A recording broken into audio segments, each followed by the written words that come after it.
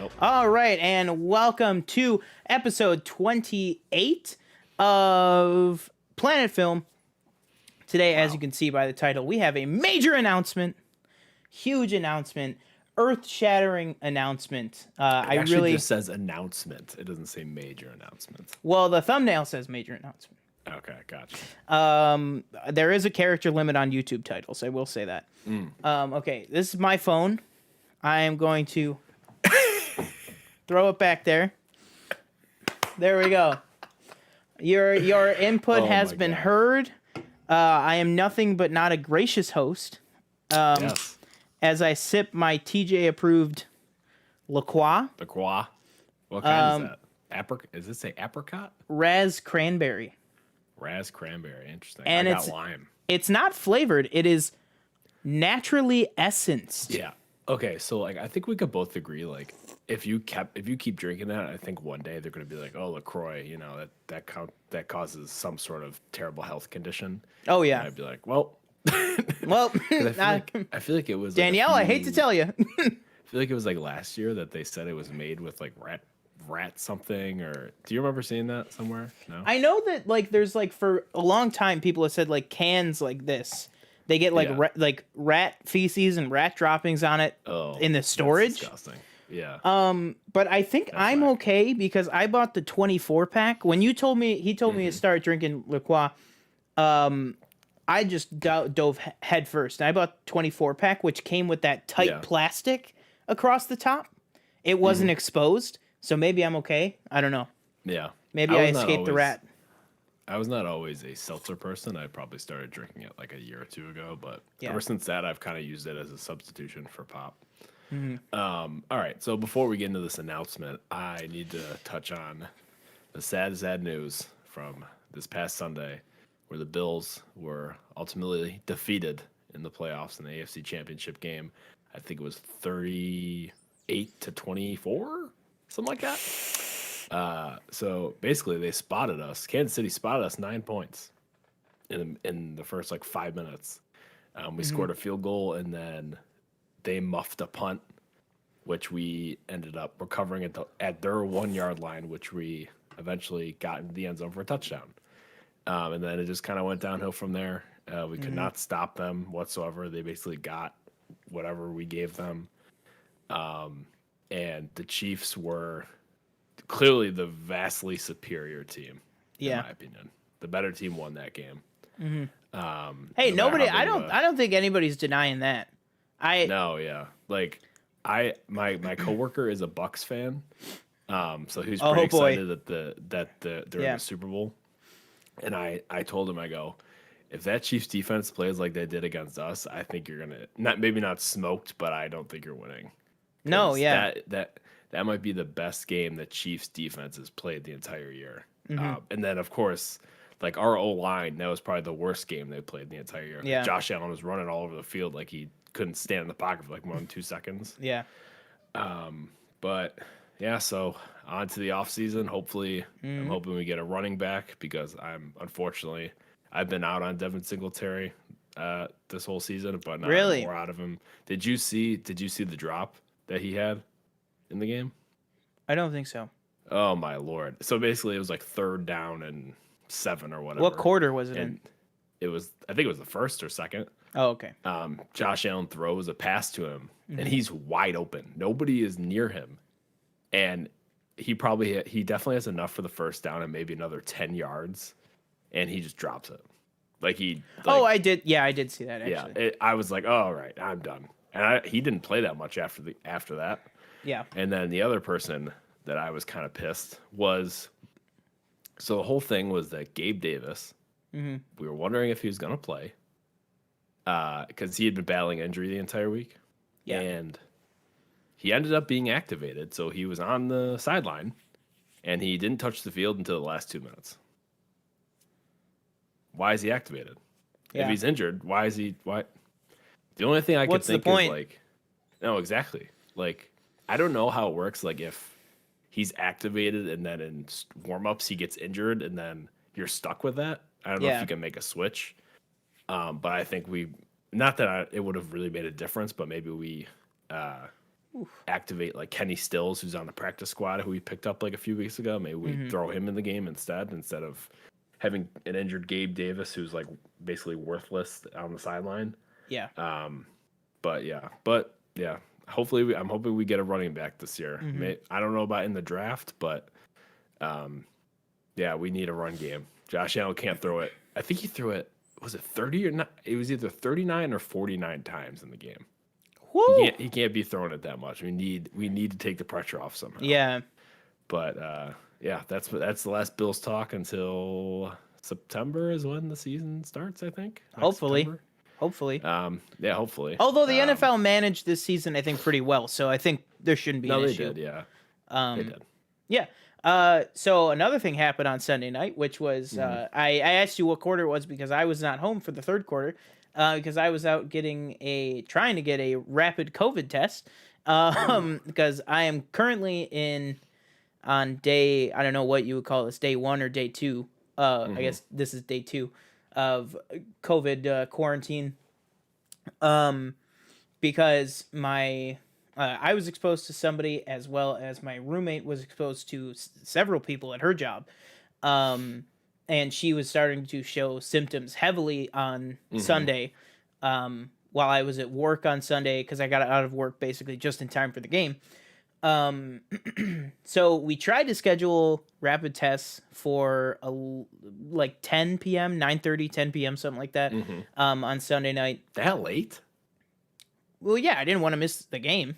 No, I know, but I mean, like they were open until 11. Tests? Yeah, well, okay. This is the point.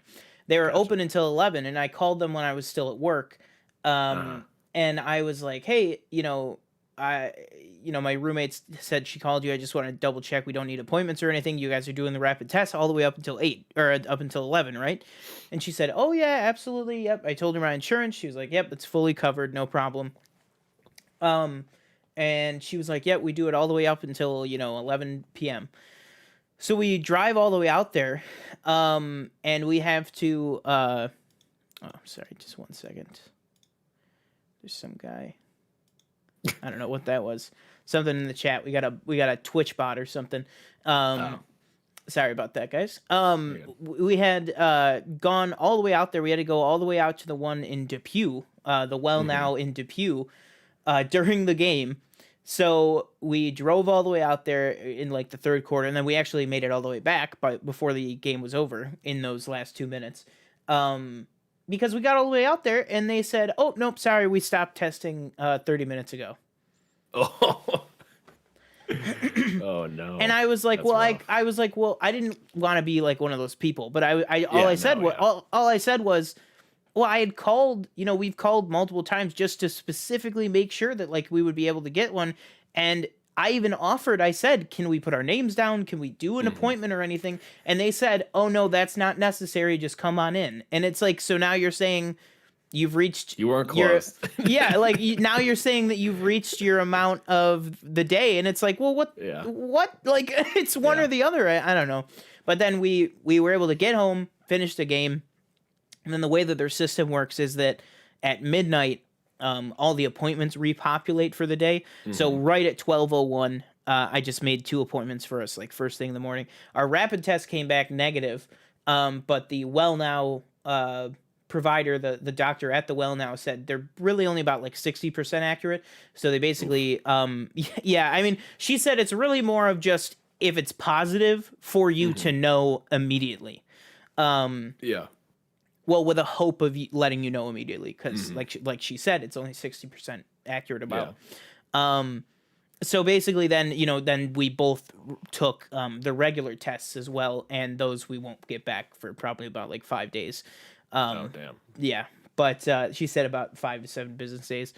So yeah, basically the way that my job works is I am out for 2 weeks regardless of what happens. Which I think is definitely safe. That's one good thing that my company has been doing lately is their COVID stuff with the employees. They're very strict about it to minimize risk, which I appreciate. My roommate, on the other hand, she works at a school with little kids, like special needs kids, and they're like, "Oh yeah, you can come back when you get your test results back." And I'm like, "What? Like, what if she Wow. could still, what's it called? Yeah, like, I don't know. Yeah, and Danielle said, "I'll never hear the end of it." Danielle, I appreciate you for everything that might cause you pain with my Pain, yeah. absence, Oof. including today. But it'll be okay. It's what is it? It's only 2 weeks, right? That's not that much time. Yeah, that's whack. At But least you get your test yeah. results back. Like I didn't. I told you that story, right? Oh yeah, yeah, yeah. How I didn't get my tests back. Yeah. And then actually I was talking to Danielle. Yeah, Jay Yeah. Scotty, that's right. Like you said, that's the problem. No consistency. Exactly. Um I was talking to Danielle and she was like, Hmm. you even too, you might get you might get like the test results back, but maybe I took it too early. You know what I mean? Like Yeah. it could be so many different things that it's just so hard to tell. But yeah, that's kind of Hmm. where I'm at. Luckily, my main symptoms have been kind of just a little like achy and Hmm. tired and fatigued. Yeah.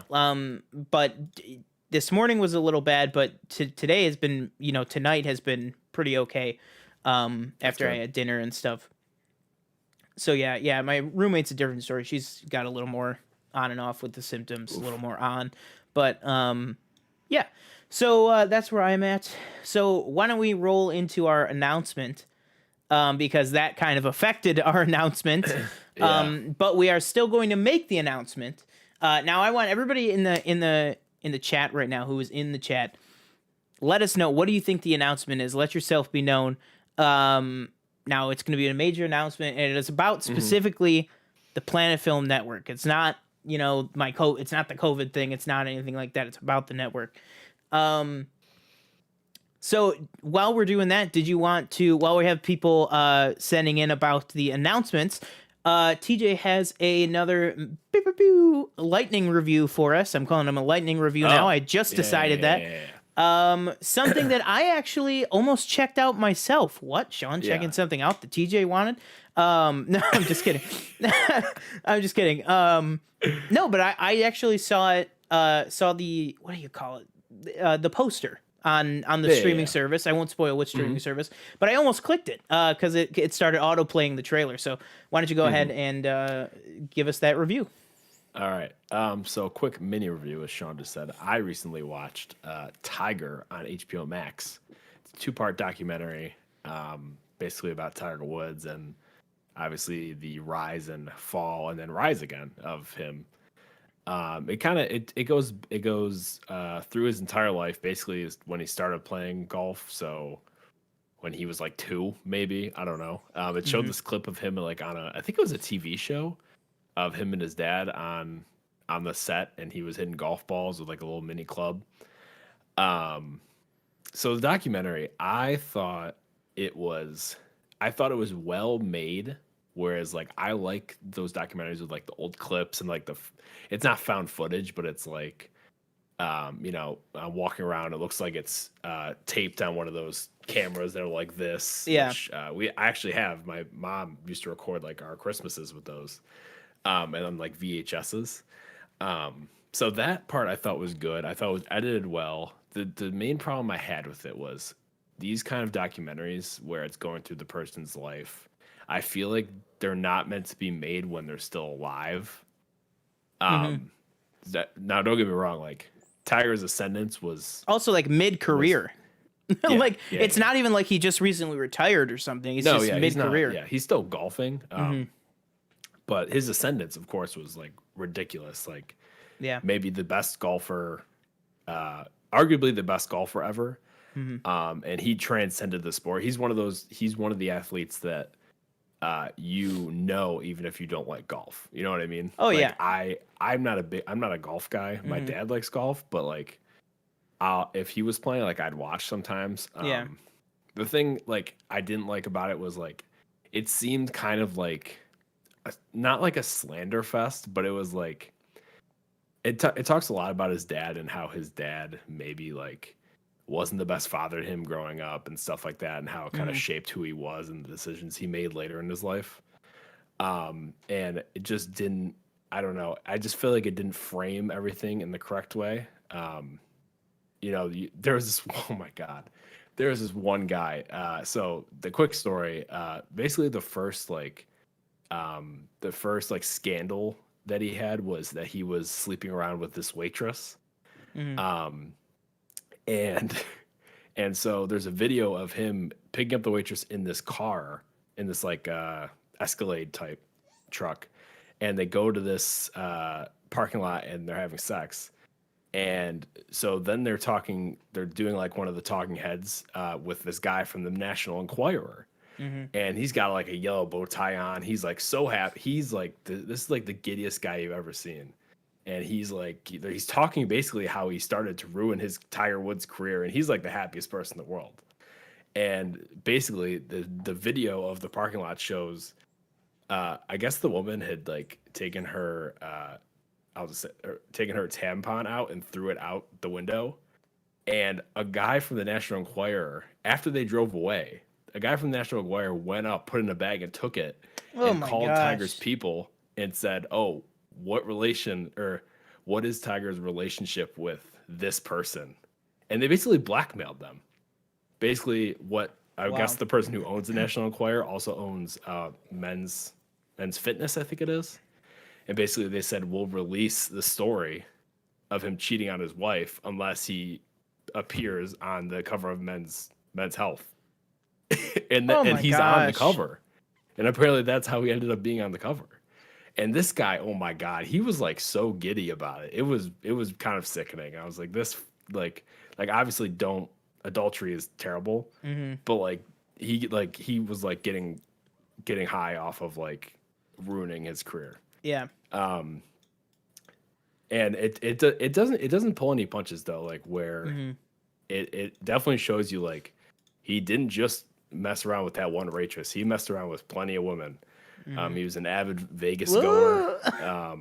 Yeah. And then Oh, obviously Jay Scotty Yeah. wants to know, does the doc cover oh sorry, I his don't have the chat up. where he got his name at all?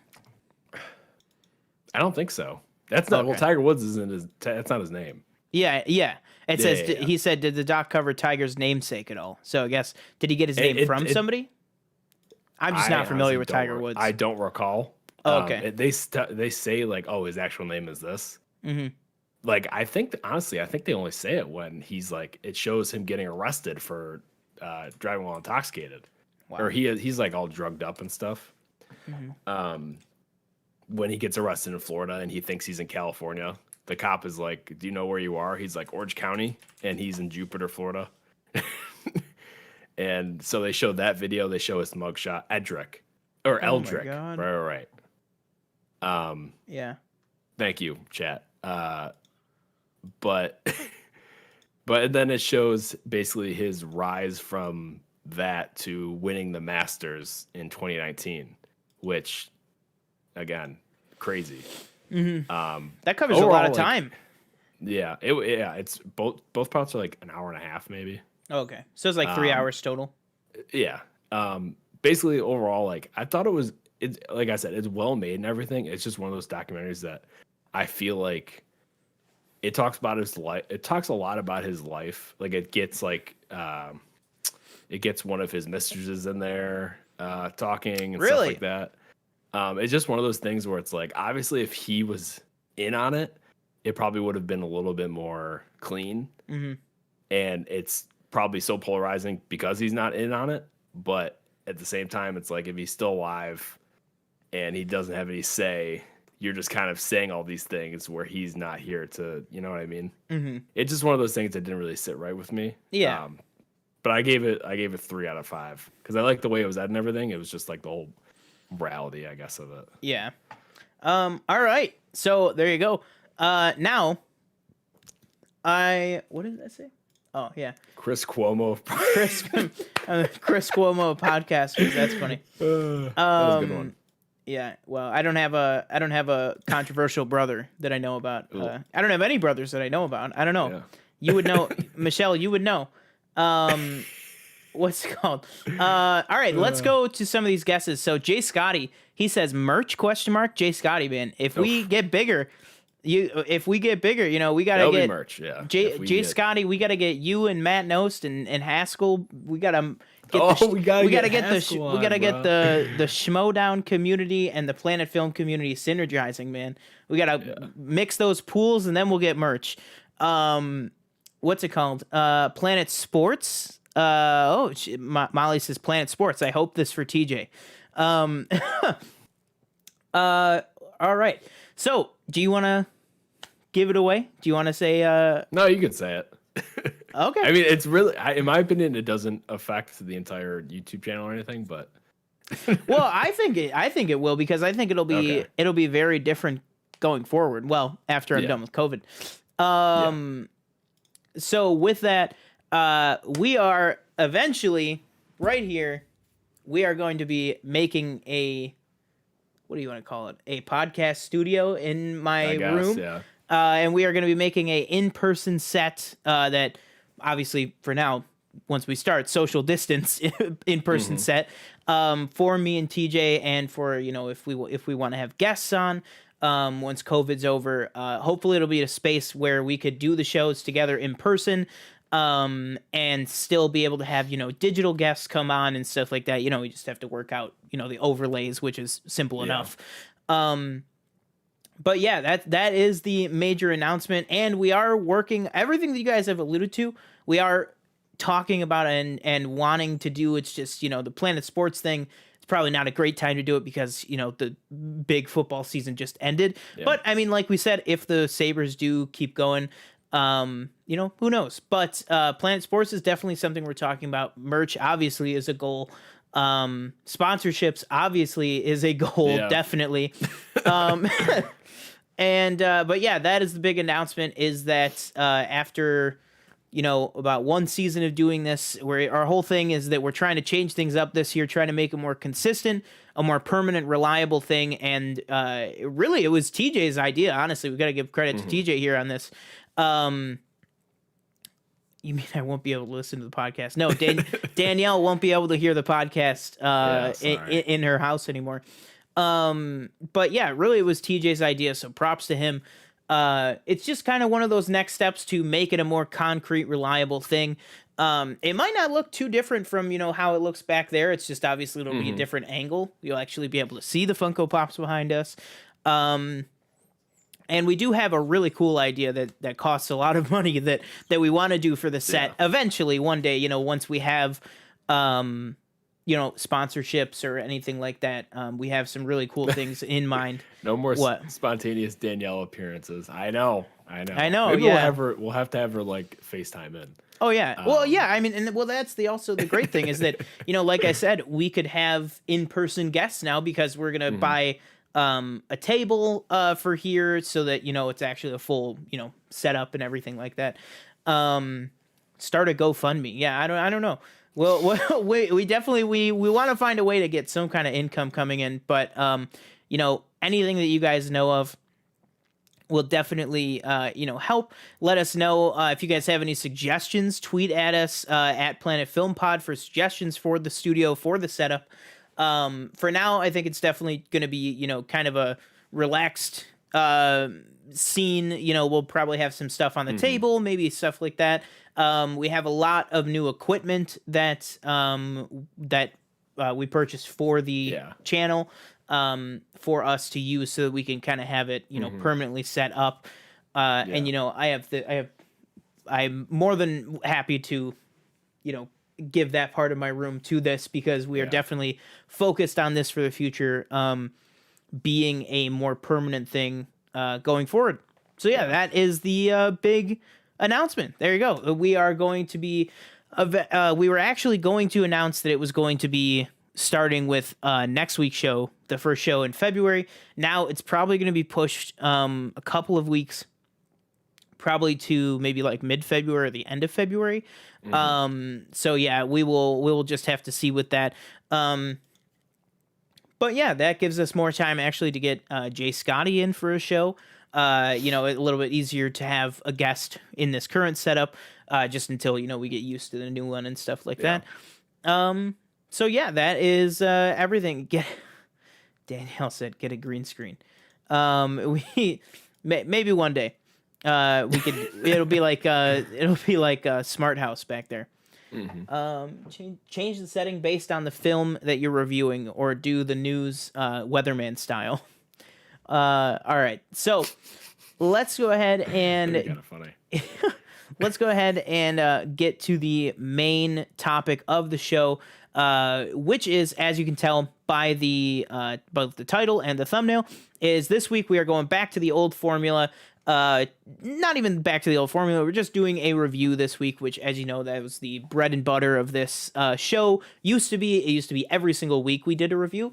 Now we're just trying to, change up different things because we want the show to be as consistent as possible, and just to keep, the creative juices flowing and stuff like that, and to keep creativity up. We're just kind of changing up what we do every week. But this week we are bringing it back down to our roots with a review of Locked Down, the HBO Max original. And for those of you who know, our reviews always start out with the same thing. So TJ, why don't you go ahead and rattle off the IMDb? And there, All right. actually, wait, there is I'll cue it up. I'll cue it up. I'll cue up the visual when you get to it. Oh my Lord. All right. So you can do the lead up. So tonight, we're going to be reviewing Locked Down. Came out on HBO Max, I want to say a week or two ago. Rated R, hour 58 minutes, comedy, crime, romance. Oh, January 14th it came out. Okay. So the description is: a couple attempts a high risk, high stakes jewelry heist at a department store. Directed by Doug Liman, and then written by Stephen Knight. And then it stars our biggest star on the call sheet, Sonic, playing Hedgehog. That is not an edit that I made or anything. That's actually on there. That is on the IMDb for Locked Down right now. We pulled it up, and it is right there. You're seeing it on your screens. Don't know what that is. Yeah, I don't know what that is. Anyway, Chiwetel Ejiofor, right? That's how you pronounce it? Yep. I'm bad at pronouncing his name. Plays Paxton. Dual Hill plays David. Jasmine Simon plays Maria. And Hathaway plays Linda. Francis Ruffalo plays the neighbor. Bobby Schofield plays Noah. And then there's some cameos from Ben Kingsley plays Malcolm. Ben Stiller plays Guy, which honestly I didn't get his name. Either that's just calling him Guy or his name is Guy.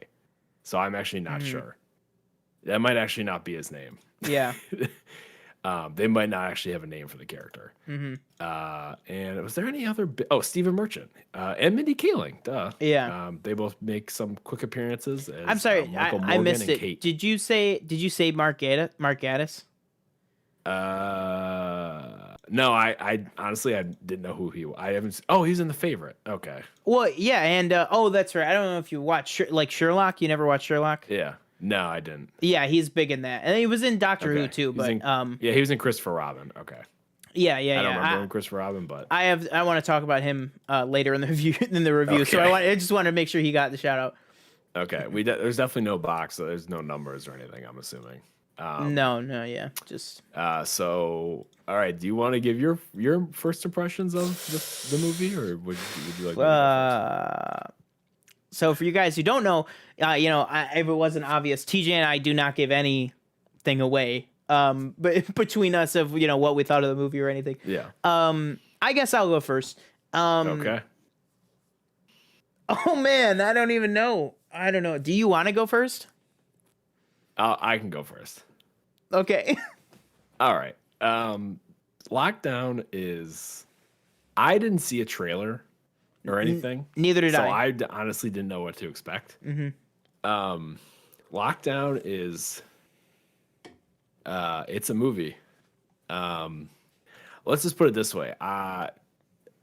Danielle was recording last night her podcast, and I was watching it, and I asked Danielle if I could watch it without her, and she was like, "Yeah, it's fine. Like, I wanted to watch it, but you can watch it." So I watched it, and I go, "Well, you're lucky you didn't watch it because I just wasted 2 hours of my life that I'm not going to get back." This movie was just, even from the beginning, like, there's so many things going on in this movie, that so many things that I feel like that maybe they want to establish. Obviously Anne Hathaway and Chiwetel Ejiofor are in a relationship, and they're obviously locked down in the house because this is during COVID. Really? Which honestly, I had no idea. I'm not sure if is this beginning of COVID, middle of COVID, or after COVID? I think it's beginning of COVID. I think it's supposed to be in March. I think it's the end of March. Okay, because that would explain a huge problem I had with the movie. Because in the opening, they're talking about Boris Johnson is fighting the virus. And what's the main thing they say? Oh yeah, they say he's on the phone with like, this is not a spoiler. It's just it's the opening scene. He's on the Zoom call with his half brother, and he says, it's crazy. They just shut the whole NBA down, and that was in March. That was like March 15th. Right. Yeah. So basically, they're in a relationship, a very deteriorating relationship. They've basically split up, but they're living together because they're stuck together, obviously. Yeah. Anne Hathaway plays the CEO of this jewelry company, I guess. They make fine goods, and then Chiwetel Ejiofor plays Paxton, he's a driver. It seems like a security company driver, I would say. So like more secure than a UPS, but it seemed to be less secure than like a Brinks. Yeah. It's not. He's not transporting money. He's transporting high value items. Yeah. And basically he is stuck at this position he's in because they allude to a few times that he saved somebody's life by getting into a fight, and he went to jail, and he's a criminal. And then you have Anne Hathaway having to fire these people over Zoom because they're.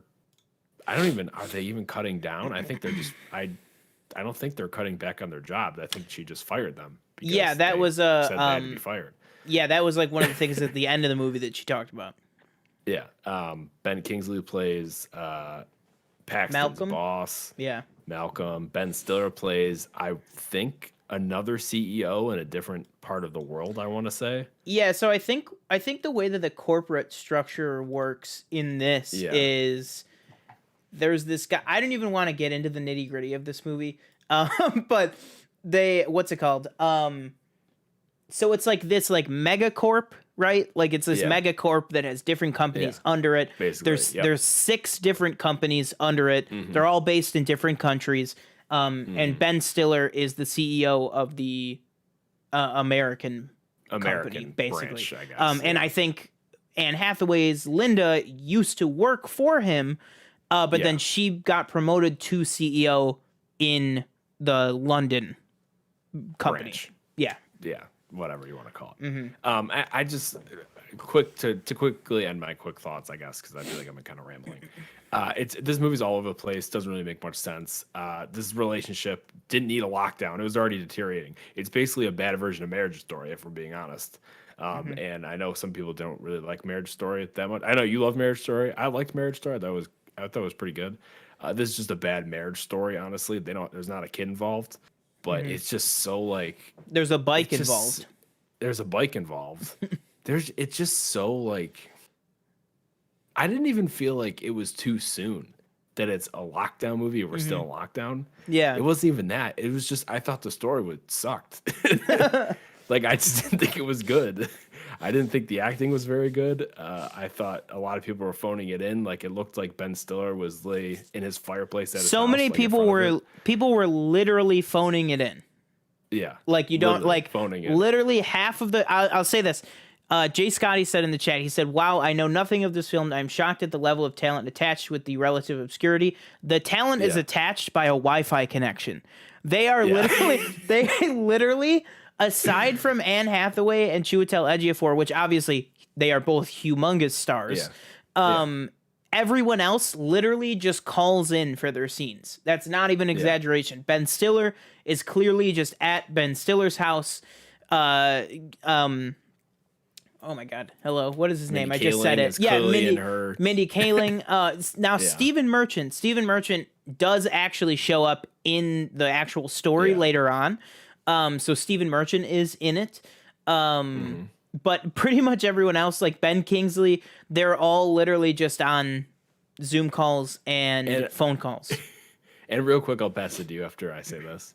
Even the like obviously Zoom and Skype and everything has glitches, but it pissed me off when there was glitches. I was like, this is a movie. There should be perfect connection. Not in the real world where there is glitch, you know? It was just weird to me where it was like pissing me off. Even like there's glitches in their video, which I was like, I felt this like is stupid. they were like they were trying too hard with that stuff. Like I didn't care for that at all when they would be like, you know, it was like and then so example, the opening scene of the movie, he's on a Skype, I guess, because Zoom wasn't He's like on- a big yet, yeah. or it actually looked like Discord. No, he's on FaceTime. He's on FaceTime. Oh, that is FaceTime? Okay. Okay. Also, I'm sorry. If you watch this movie, you might think you're on Apple TV Plus. I don't know if Apple paid to have their products in this. It's like Apple over the place. Really? Like I was like, oh, that's the alarm I wake up to every morning. Oh, that's the MacBook I use. Oh, this is an iPad that I used to have when I was younger. It's like I literally was like, am I watching this on Apple? Yeah.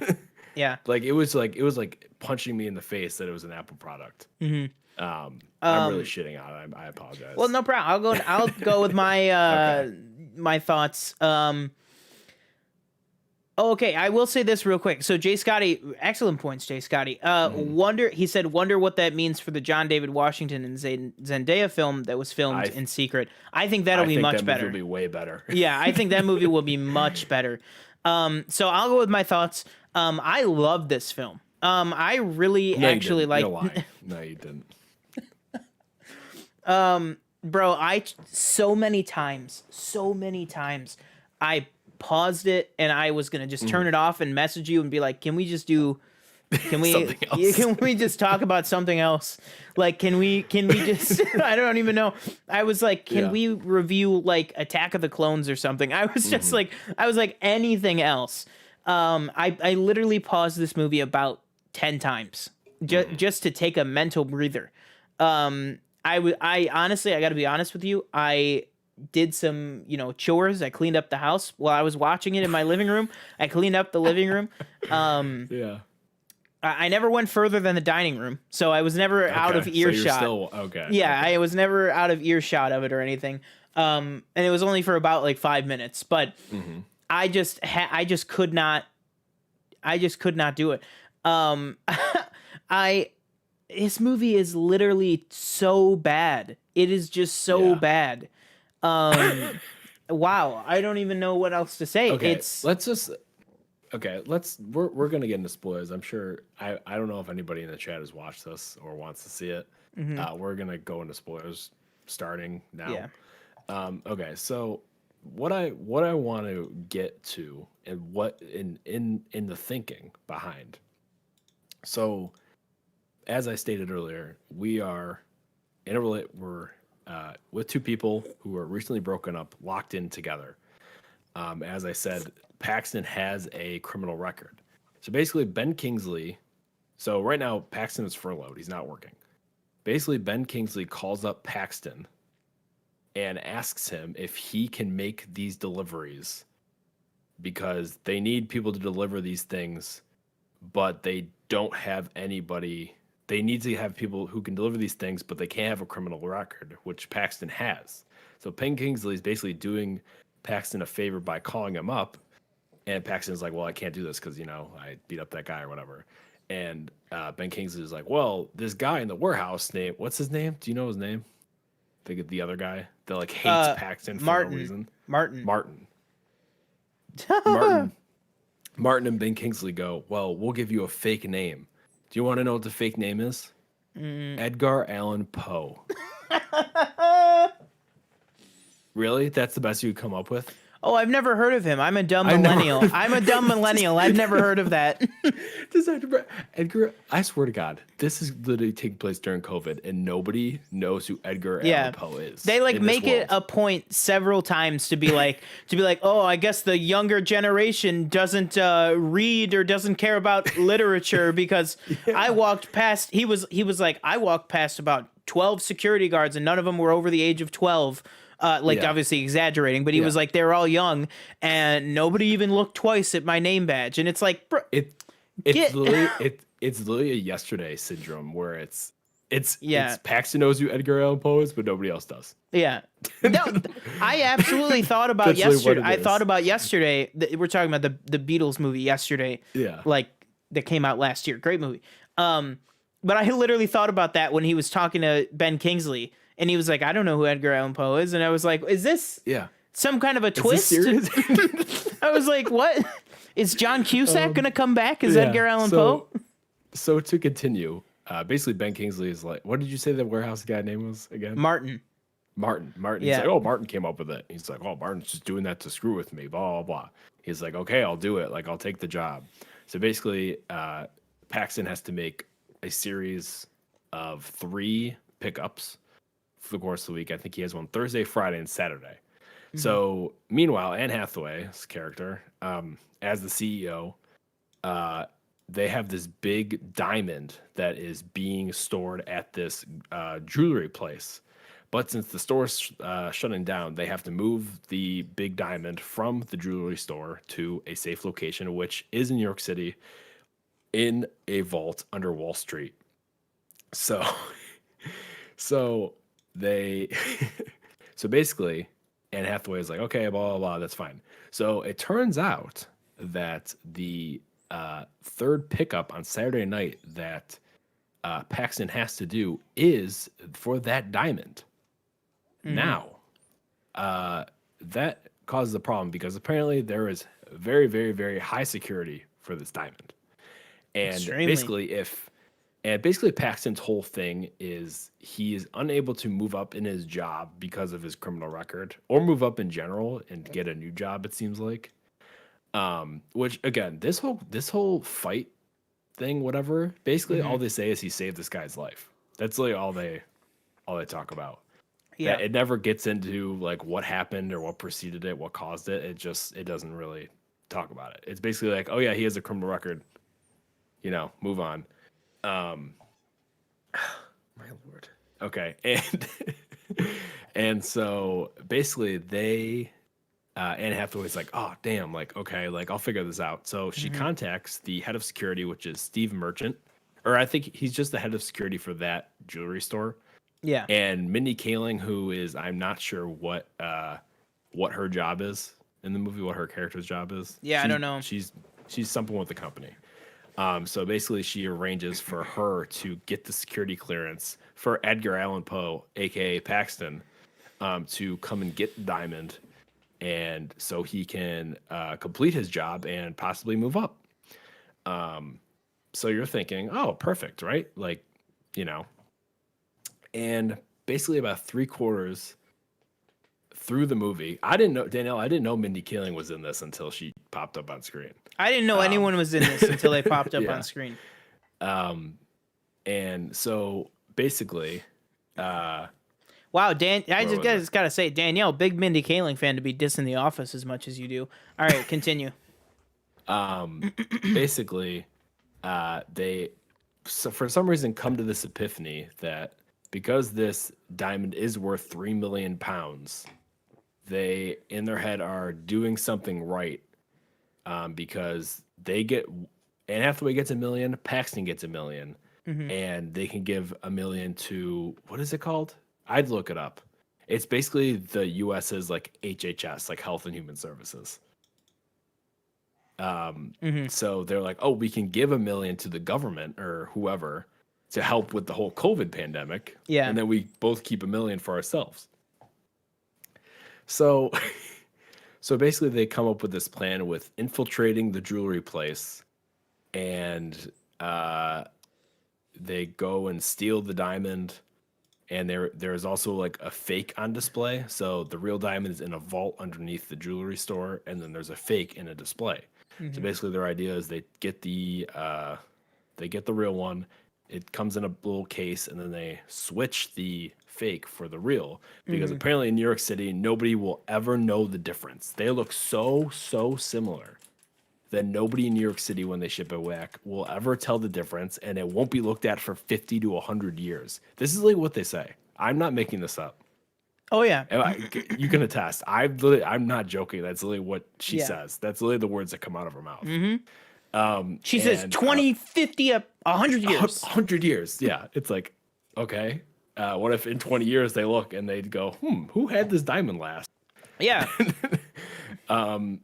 So basically they sneak in. Paxton is obviously playing the driver, but he's playing Edgar Allan Poe.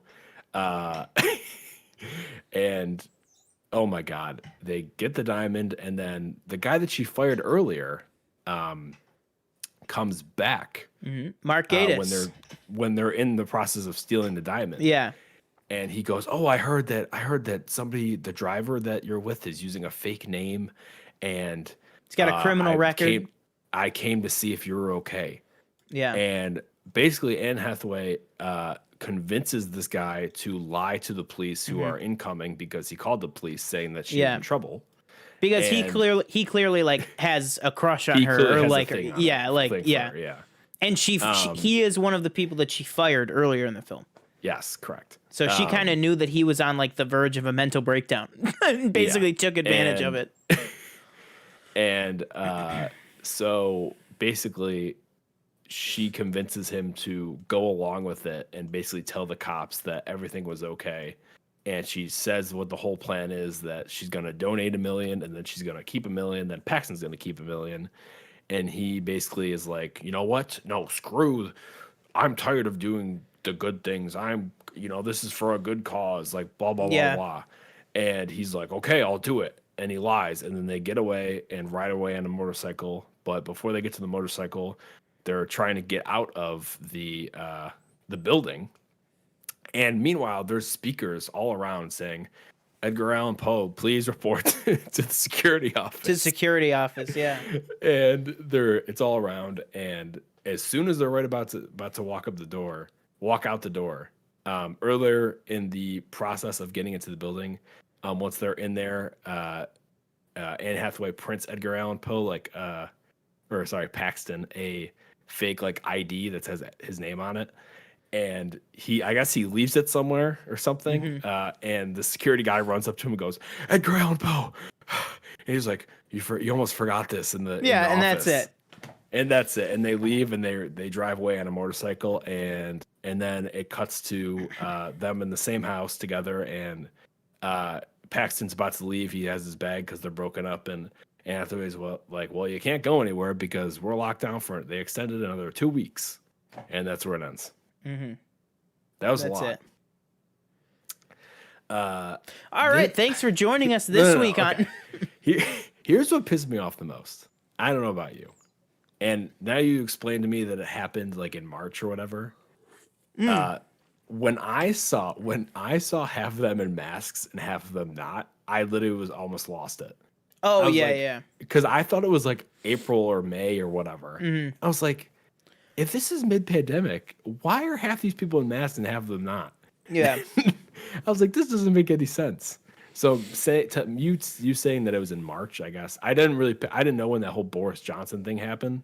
I just figured by when they said the thing about the NBA, and then at the end when she was like, well, they just extended it another 2 weeks. You know what I mean? Like that was early stuff, because then they were like, no, it's going to be months. You know what I mean? Yeah. Yeah. Oh my God, the writing was bad. I shouldn't say all the acting was bad. The Anne Hathaway was fine. Oh my Lord, his name always escaped me. Chiwetel Ejiofor was fine. Yeah.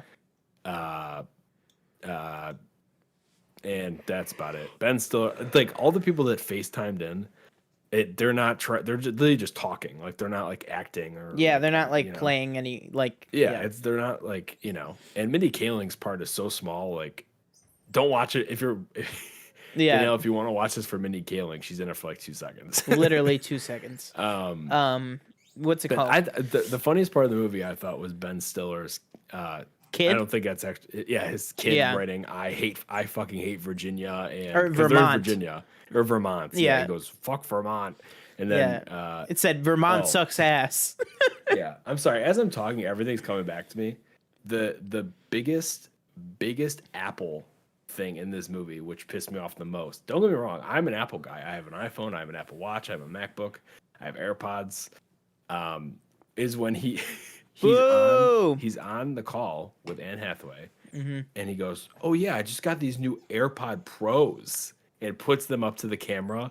It's like, "Oh, they're noise canceling and everything." I was like, Yes. "Get out of my face with this." I was like, "Okay, I get it." Like if they're Bose headphones, they're gonna tell me they're Bose. Oh, I got these new Bose headphones. Like, bruh, get out of my face. Like, I'd like to think that was improvised. I don't think. I feel like definitely was not though. Yeah. Oh my god. Like, I feel like they wrote that in the script to go. That was the by only. way, this- That was the only line of the movie. That was the only thing Yeah. written. Yeah, this guy also wrote Serenity, Ooh. which I didn't see, but I heard it was like the worst movie of 2019, or one of the worst movies. He's also written he's written for Peaky Blinders. Oh yeah. So speaking of Peaky Blinders, so Cillian Murphy was who Scarecrow from Yeah, the Nolan trilogy of Batman. And then obviously the main character in Peaky Blinders. He was originally supposed to play the Chiwetel role, but Oh, then really? dropped out. Okay. Yeah.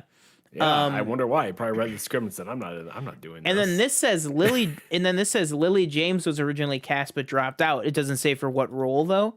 So maybe the Anne Hathaway one, maybe a minor role, who knows. Yeah. But then, as Danielle has been saying in the chat here, apparently the movie was written on a dare. That they said No. that you couldn't write a movie, basically about this. Like you couldn't write like a convincing love story or something, in COVID, which they were right. You couldn't. I And then after I finished this last night- the film was only shot in 18 days. The whole film, After I 18 finished this- days. After I finished this last night, I texted you and I said, "How was this made?" I don't. Who at HBO Max in said, 18 "Yo, days. looks good"? Yeah, Like exactly. what? Like, I hope, I pray to God, if it was just made on like, if Doug Liman had the money and just made it himself and sold it to HBO, I question HBO's quality control people. Yeah. How do you go from Game of Thrones to Lockdown? Even Game of Thrones seasons 1 through 6, great. Season 1 through 7, actually, I think, right? End of season 7, is that the bad one? Well, like half of season 7 and then all of season 8 is bad. Okay, up to season 6. You know, you got quality TV, you got Watchmen, you got Lovecraft Country, and then you put this garbage on HBO Max. If this released in theaters, which I hope it wasn't scheduled for theaters originally, that'd be very upsetting because. Oh, it says it has a theatrical release set for March 5th. Oh my God. I don't know how this movie has 43 on Metacritic. You want to know what the budget was? What? Guess what? What do you think the budget would be? I want to say like 10 million. No, it was actually cheaper. It was $3 million. It was cheaper. $3 million. That's still too much. Yeah, that's still too much. It's literally just FaceTime. Like it's. I Literally... thought it was gonna. I thought that's what the movie would be. It's just FaceTime, and it's not. It's like a whole jewelry heist. You know what? This is what I'll say about the whole FaceTime thing. The first 5 minutes of the movie, I wanted to click off of already because Chiwetel Ejiofor, he's supposed to have like some mental issues and stuff, and he like kind of. Oh really? I never noticed that. His He has, head. like, a You never twitch? noticed that? Yeah, No. yeah. He asked him about it. His like half brother or whatever in the beginning. He's like, "How's the involuntary head movements?" And then when they take the diamond, he starts doing it again, and she's like, "Relax, relax," and he's like, Yeah. But what's it called? When it's first started and they did that the first FaceTime or whatever, I was like, oh God, I don't want to even watch this. I don't like anything that I'm watching. And one of my favorite movies of the past like 5 years was Searching, which is a movie Searching is that good. took Yeah. place entirely in a screen. Yeah. And on a I computer loved screen. that movie. And Yeah, this it was movie in good. its first 5 minutes, I was like uncomfortable. I didn't like the way that it was shot. It was just terrible. It was just absolutely terrible. I'm just going to show just, the whole concept of in a screen on FaceTime, that stuff. It can work. It worked with Searching. Searching was an incredible movie. All right, sorry, continue. They really made a point to point out that Chiwetel Ejiofor and Dual Hill's characters were half brothers. Oh, like, hey, they half really, brother. yeah, they really. Okay, who cares? hammered Like, it home. What? Yeah. He And was like, I was thinking about mom today. Oh, you mean our shared mother? You mean Yeah. like, it's like What? What? It's like shut up, seriously. Stop talking, please. And at the beginning when Anne Hathaway's at her desk like FaceTiming everybody or Skyping or whatever, and they only show like her upper half, like you don't see what she's wearing like her pants wise, and I was like, if she is dressed professionally for this, I swear to God, because that's just not, it's not accurate. I can tell you right now, when I'm working from home, I definitely am not dressed for work like I'm in the office. I'm in a white t-shirt and sweatpants. Yeah. Thankfully, she was in pajama bottoms at the bottom, which I guess she's a CEO, so she has to be presentable. But still, in my opinion, I was like, why is no everybody just have like a sweatshirt on? I don't understand. Oh my God, oh my Lord. Like I want to know how much of that, but how much money did everybody get for this? Do you think? Oh, what the paychecks were? Yeah. Yeah. I would love to know. Like this was most definitely a paycheck movie. Oh, absolutely. Like, Absolutely. Oh my God. I cannot believe Sonic is on IMDb. I'll tell you what was a much better movie. Sonic. Yeah. Who? Sonic, yeah. Sonic was the a better Hedgehog? movie. Much better movie. Much better Okay, movie. I'm not gonna lie. This just occurred to me. You're gonna be like, you're so stupid. I like completely forgot about the actual hedgehog. I thought Sonic was just in here. I forgot about the hedgehog. There's this hedgehog that's running around their garden. I completely forgot about the hedgehog. I completely forgot about that was one of the things that I was going to turn the movie off. I was like, why am I watching? I kid you not. One of my favorite scenes of last year was Harley Quinn dropping a breakfast sandwich. So I am all for, non-human, emotions playing out on screen because I cried over a breakfast sandwich in Birds of Prey. Yeah.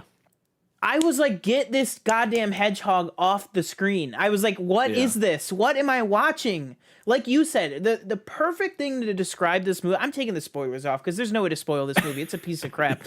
I'm like, the whole thing, like you described it, it's 2 hours we can never get back. And it's 2 hours. It's a 2 hour film. It felt like 3. It felt like Lawrence of Arabia. It felt like 6. It felt like 6. It was crazy. Bro, I will tell you this. I paused it at I'm not even like joking around. Like I paused it at the 51-minute mark. And I said, God, there's got to be 20 minutes left, right? I was like, there's got to be like 20 minutes left. And then I was 51 minutes in of an hour and 58. Oh, yikes. I don't know how it has a 43 on Metacritic. It should have way like too high. No, it should have a 3. 3. And when she's firing these people on Zoom, their reactions are like the most ridiculous thing in the world. Yeah. Like when the one guy has like his kid on his lap and she's like trying to say like, unfortunately we have to terminate your positions. Like the one guy has like his kid on his lap and the kid's like, they're like looking at the screen. It's like a guilt trip. It's like a giant guilt trip. Yeah. Well, it's like the classic like Daddy. Like all I expected was Daddy. Are we gonna have a Christmas? Like it's like you know what I mean. Like that's all I was expecting. Let's see. In chat, they're saying, is this the worst film reviewed by Planet Film yet? I'm looking back at the films we've reviewed. I think so. I think so. I don't know, TJ. What do you think? What's worse, this or Bill and Ted 2? For you? Oh, this is way worse. Not even a question. Oh my God. Okay. This was given a 90 by The Wrap. Yikes. Huh? I don't know about that. You are crazy. Oh my Lord. We're gonna have to review Malcolm and Marie as well when that comes out because oh yeah, I'm sure we're gonna enjoy that one a lot more. If that's like half as good as this, then it's a success. Not even half, like a quarter. Oh, hey, I'll take you back 24 episodes ago, guys. 24 episodes ago. Failure to launch for HBO Max, Planet Film, episode 4. With this movie, yes, this movie is terrible. Yeah. This is the worst thing on HBO Max, period. This is absolutely abysmal. I would never wish this film on my worst enemy. I'm going to have to watch the trailer now. Oh my god, I thought you were just gonna say I'm gonna have to watch it again. I was gonna be like, I cannot let you do that. Yeah. The my last gosh. last quick thing I'll complain about this movie was the what's his name? Can you remind me again? What's the Mark Gatiss? no, what's the warehouse guy's name again? Martin. Not Ben Kingsley. Martin. Why does he hate Chiwetel Ejiofor? Why? Yeah, why? No reason. No reason given. Just doesn't like him. He's like, oh, I'm gonna give you the name Edgar Allan Poe. Is your fake name? Ha ha ha. Well, joke's on you because apparently nobody knows he exists in this world. The security guy at the freaking jewelry store. That name sounds familiar. Why does that ring a bell? Yeah. It's like, are you serious? Like, how do you write that on paper and go, yeah, it looks good. Like, oh my god. Oh god. Everything's coming out now. I was gonna give it 2, but you've talked me down to 1. Like, Oh my gosh. after complaining, it's just this movie's okay. My final thoughts. Movie is a mess. Don't watch it. It's not worth your time. Anne Hathaway and Chiwetel Ejiofor are decently good in it. They're doing this kind of marriage story. Like, you're gonna be like, oh, I've seen this before. Yeah, you've seen it in a marriage story or Kramer versus Kramer. But it's on a COVID backdrop that is it doesn't really, honestly, this movie could have happened without COVID as a backdrop. I think you'd be fine. Yeah, completely. Because the only real COVID problem you see is, And it would have been dumb then. yeah, is him going to the store with a mask on and waiting in line. Oh, then you could have just said, oh, they're moving the jewelry across back to New York City. Yeah. Okay, no COVID, no problem. And he yells out, what's it called? And he yells out to a guy at the grocery store that's walking out with toilet paper. He goes, how many assholes do you have? And he goes, fuck you. That's basically it. I mean, the guy he had like 2 6-packs of toilet paper at the most. It wasn't like he had a car full. Oh my gosh. All right, all right, let's wrap up the movie, and then we'll talk about one good thing to end off. Sorry, real quick, and then Chiwetel Ejiofor, when he's about to get on the bus, he goes, this might be the last bus I ever take. And the person's like, what okay? the fuck? Yeah, exactly. Oh my god, bro. Okay. Final rating, I give this a 1 out of 5. Final rating, I give this a 0 out of 5. Wow. Okay. This movie was absolutely terrible. Yeah, it was terrible. It stank like crap. Okay, so let's end on a nice one. We're gonna be under 90 minutes today, just because it's gonna be a shorter show. So so bad. One of the biggest pieces of news this week was that Ooh, Jay Scotty, I give it an Edgar Allan no. I love it. Oh, there great. you go. There you go. Boom, boom, boom. Sorry. I give it an Edgar Allan no. That's good. I'm gonna put that on a t-shirt. They probably would have known who that was and not Edgar Allan Poe. Wait. Should that be Planet Films? Wait, bear with me. Should that be Planet Films' new rating system? An Edgar Allan go or an Edgar Allan no? Man, all right, that's I think it. This movie comes out to an Edgar Allan no. I would have to say. That's literally what we're gonna rate things off. All right, yeah, I'm gonna say this is an Edgar Allan no as well. But something that might be an Edgar Allan go is an HBO Max Harry Potter series seems to be in the works. So just to salvage this conversation a little bit, to talk about something positive that we can kind of build a conversation going. I just wanted to talk a little bit about what we think this could be. And I want to kind of get a gauge on your Harry Potter experience. I don't really know what your level of fandom or have watched or what is with Harry Potter. I've seen all the movies. And I've read Prisoner of Azkaban. Oh, boom. And that was it. Yeah. Well, that is definitely enough. Like a teenager. Because it's one series, I'll say this, it is definitely one series that like saying, "Oh, I've only seen the movies," doesn't do anything. Like it doesn't mean like that's bad or anything, because the if you want to use Star Wars analogies, the canon of Harry Potter, totally different canon in the movies than the books. So it's like with all the series and other movies and stuff, you really only have to worry about having seen the movies. Yeah. Quick, I'm excited for this. I know it's like, I think they came out and said it wasn't happening, but we're gonna talk about it anyway.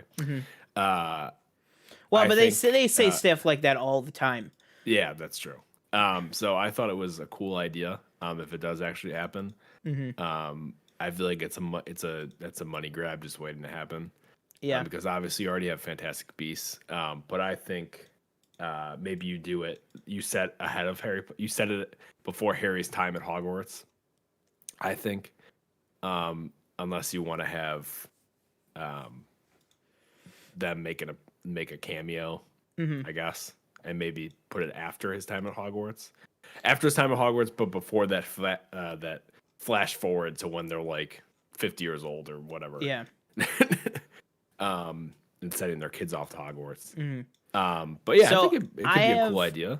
So I have a okay, so this is the game that we're gonna play here. All right, this is a game. I'm just making it up right now. It's called Edgar Allan Go or Edgar Allan No. Okay, this is the game. So I have a bunch of. This is from The Verge. It's just they created a list for possible spin-off ideas for what the series could be. So this is gonna be. You're gonna have to tell me if this is a no or a go. So a Marauders focused spin-off. So if you don't remember, the Marauders are, and for the people watching, the Marauders are James Potter, Sirius Black, Remus Lupin, and Peter Pettigrew. So they were like kind of the previous generation of the Order of the Phoenix at Hogwarts. Right. So would that be a no or a go for you if that's what the series was? A prequel with them. And then also obviously it would include young Snape, young Lily, that kind of stuff. Yeah, I just don't know who. I think that'd be a go. I just don't know if it were to include like Snape. I don't know who you'd cast, because I feel like Adam I just Driver. feel like all those characters are. Oh, Adam that could Driver. Be a good one. I don't know if you. I really don't know if you get him to do that though. I feel like he'd be like, Well, But I think it'd be cool. He would go, "Nah," and then they go, "You're hired." Yeah. You nailed the audition. All right, let's see. Oh, here you go, TJ. The Last Dance meets Spinal Tap about a Quidditch team's championship season. Oh, that'd be cool. I would So go like for that. kind of That'd like be a Quidditch show. Yeah, I think that'd be dope. Yes, absolutely. I agree with Jay Scott. He said for the Marauders one, he said, I watch that depending on the talent attached. Same. I think the Marauders, I think you would have to get it right. I think I want to see that story because it's a great story. But you would have to just knock it out of the park with casting. Because you would have to, the main four people, you'd have to love them all. You know what I mean? Like you would really need to get everything going. Yeah, I think this whole Quidditch idea would be cool. And Jay Scotty says here, if you lean into the humor of it, I absolutely agree. I think if it was kind of like a comedy spin of it says if the show would be written by like somebody like Taika Waititi, something along the lines of like What We Do in the Shadows, but about a Quidditch team, that would be amazing. Yeah, that'd be cool. Let's see. Just a straight adaptation of Harry Potter and the Cursed Child. I'll say for me, I would say it's an Edgar Allan no. If you're doing a sequel with Harry Potter, with Daniel Radcliffe, it needs to be a movie. You're not going to put Daniel Radcliffe, Emma Watson, and Rupert Grint on HBO Max. Absolutely not. I don't think you will ever see them together in those characters again.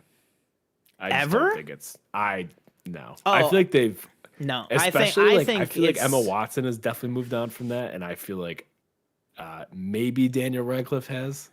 Bro, if you could if you can get Harrison Ford back for Force Awakens, anything is possible. God. Harrison Ford doesn't even know what's going on in those movies.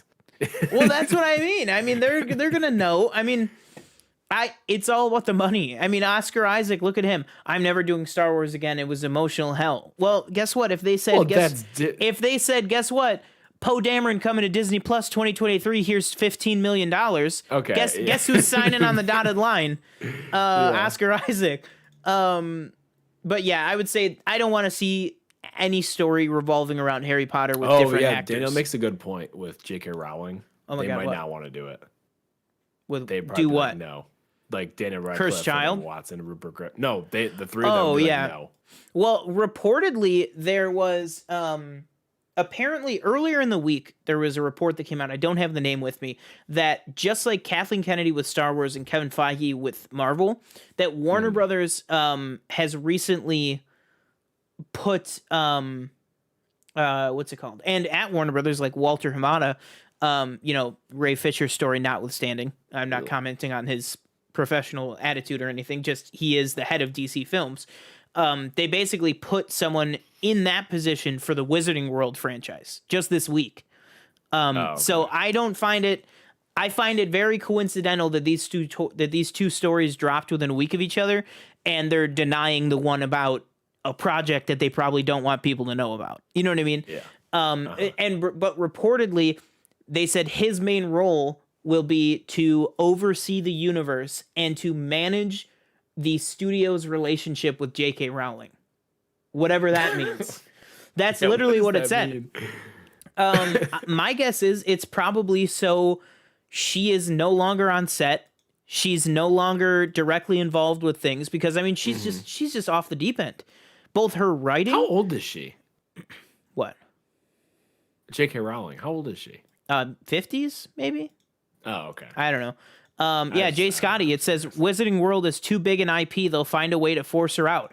If you can get this is not a thing where they forced George out. He wanted to sell, but if George Lucas is willing to part with Star Wars for $4 billion, the Wizarding World, the potential of that, I can only imagine the reason why we have gotten two Fantastic Beasts movies in the 10 years since the Harry Potter franchise ended. We're on the 10-year mark of the Harry Potter franchise ending. It's got to be because of her, because she's just slow going with approving things. They need to buy her out and just cut off that dead weight and take over the franchise, because it's like I'm sorry, but her stories have not been good since the original run of Harry Potter. Yeah, I heard Cursed Child wasn't received the best. Yeah, exactly. People did not like it. It was like a whole time travel story. Oh, jeez. Okay, I didn't know that. It was is it a book? Right? It's just a book.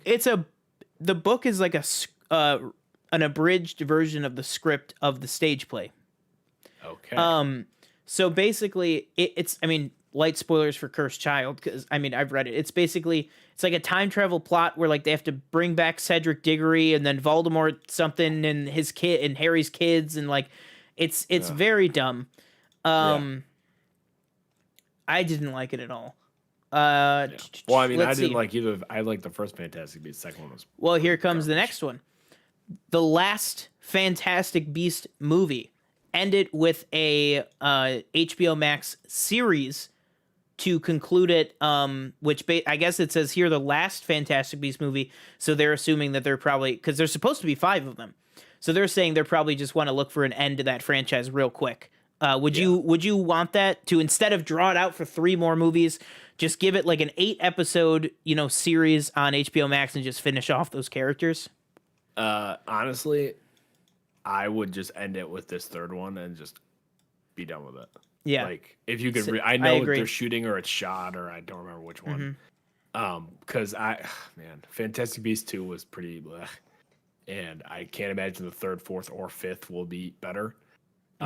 But I could see that where it's like a limited series ending 8-episode type thing. If you can get the actors all to agree with that, then I guess you could do that. But I wouldn't be like begging for it. Like if they said, same, we're not going to do the 4th or 5th, we're going to do the 3rd and then be done. I'd be like, okay. Yeah. All right. Last few ones here, and there are some good ones in these last few. And so this one, it's kind of like the Last Dance idea, but more of a serious tone. So Friday Night Lights style sports drama about Quidditch. You want that? No, because Friday Night Lights is like, I've never watched the show, and I know it's a movie too, I think. and I think it's a book. I think it started as a book. Mm-hmm. I feel like I just wouldn't. It would be weird to see that high school type like show as a Harry Potter with the backdrop of Harry Potter. I feel like the Wizarding World. I don't know. I don't know. I don't think I would be down for that, but. Same. You never know. I could watch the first episode and be like, "Oh, this is good." You know. Yeah. So. Yeah. Exactly. Well, it all comes down to the script and the cast, I think. Yeah. Okay, so this is one that I do like a lot. This is a very go for me.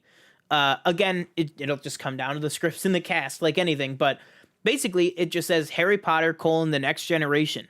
It says, Warner Media. Our pitch is Warner Media could simply follow the footsteps of Star Trek, jump ahead about 20 years, and focus on another group of up and coming wizards and everything that they go through at Hogwarts.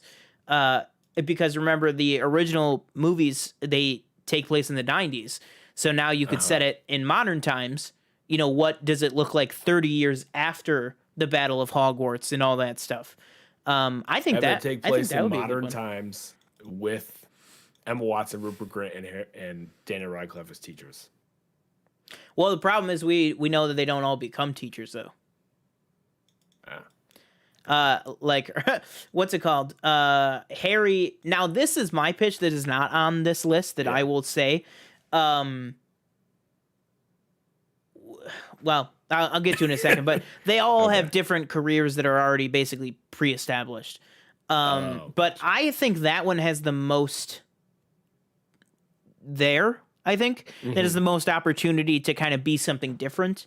Because putting it forward in the timeline kind of opens it up to really anything can happen.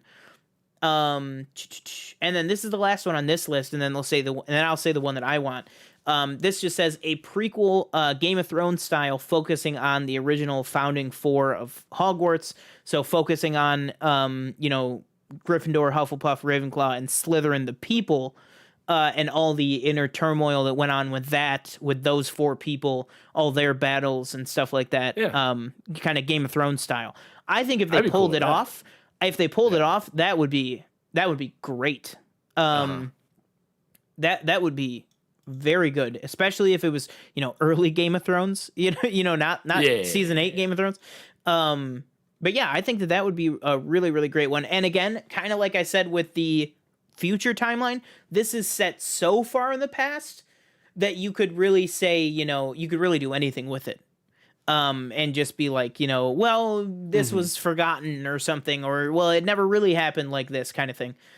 Now, this is my idea, which is the idea that I really want to see, which is, as you said, the three of them coming back as teachers. Well, what happens in the books is, I forget what Ron does, but Hermione becomes the Minister of Magic, and Harry becomes an Auror, which is, the Dark Wizard catchers.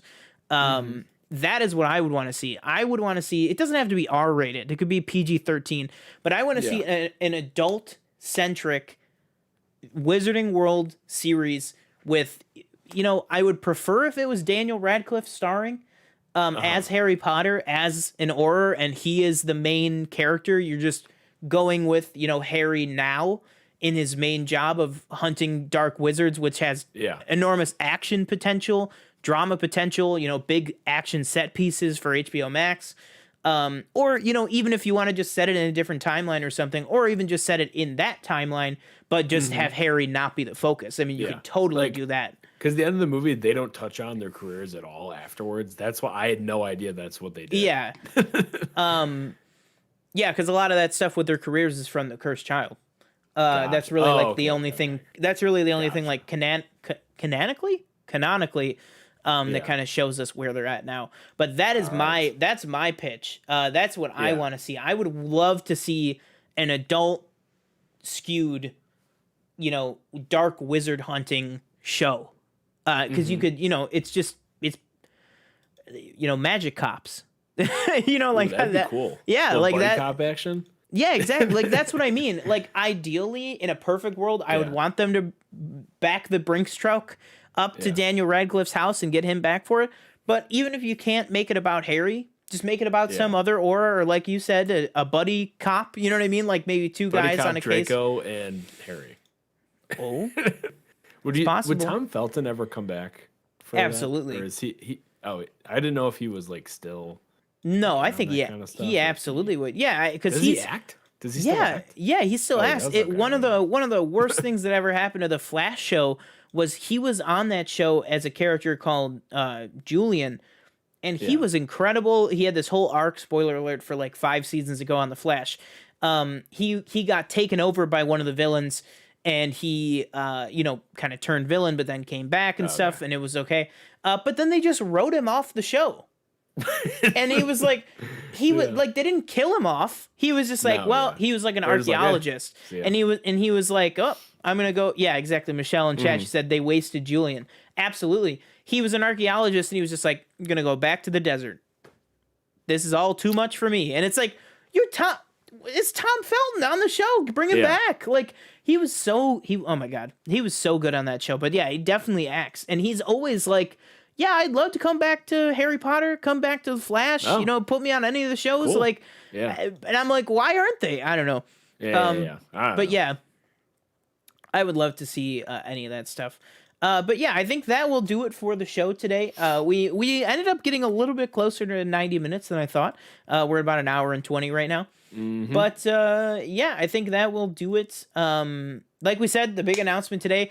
Eventually, hope definitely by this time next month, we will be in some form or another here in studio. This line will be gone right there, and we will be in the studio built Yeah. if everything goes to plan.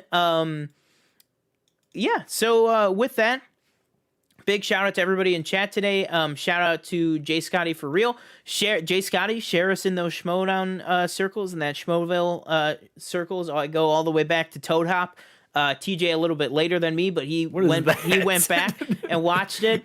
Yeah, oh yeah, man, Toad Hop days. Yeah, Toad Hop days, real good stuff. Top 10 Boom IA, all that good stuff. As always, my name is Sean Monk. There's my Twitter handle right there at Pace Eating Yak. You can follow me on Twitter there, and my co-host, as always, is. And I'm TJ Cornwell. You can find my Twitter down there. I'll probably be posting my Letterboxd review of this movie. Actually, I don't even know if it deserves one, but I think I'm gonna write one up anyway. I'm definitely not writing one, but I'm gonna rate it. Actually, I can't even rate it 0. Letterbox, you have to No, put yeah, you something. can't. Yeah, Put so half. I'll rate it 0.5. Yeah. And then just put like I wanted to put 0, but I had to put half. And you could find it linked below in the YouTube, or if you're listening to this, it's also in the link down below in the description. Mhm. And I think are we doing WandaVision again this week? Oh, Do we have absolutely, time yeah. Saturday. Well, I have time. I have time off. Yeah, and Oh, WandaVision. duh, yeah. WandaVision will be what's it called? WandaVision will be live too because I'm Okay. off. So we Right. don't have to do pre-recorded. So we want to get everybody back into chat Saturday night at 8 p.m. Eastern Standard Time for the WandaVision review. The WandaVision reviews, obviously, they've been a little bit shorter. About I think Yeah. about 30, 35, 40 minutes, something in there, about the length of the episode. Although, who knows with this one, because Paul Bettany has been going all over Twitter saying it's going to blow our Yeah. minds and melt our faces, whatever that means. Yeah, and But- I'm just gonna say this now: if we can pull Donald in on Saturday, he's gonna be on. If we can't, then I guess he won't. Yeah. But that's my guarantee for you all. So we will see you on Saturday night at 8 p.m. Catch you on the flippity flip. Peace.